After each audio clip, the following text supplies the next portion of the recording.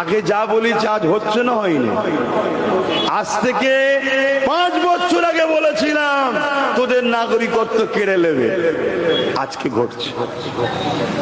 খোঁজ করো, অনেকে কেটে কেটে ছাড়ছে আবার এখন।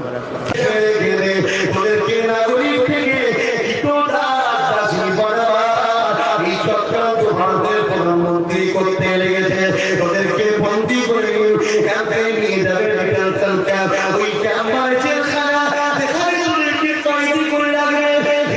কালকে আপনি যখন ভোটের লাইনে যাবে দেখবেন আপনার নাম তালিকাতে নাই।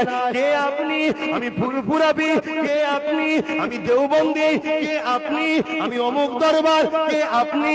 আমি অমুক দরবার। কোন দরবার চলবে না।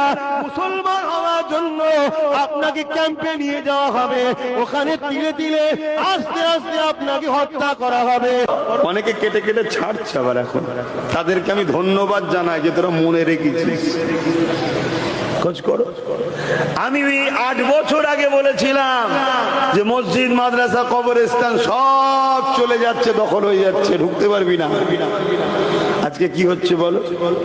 এমন এসআইআর এর খেলা দিয়েছে, লোক ওয়াকফের কথা ভুলে গেছে। এসআইআরটা কি?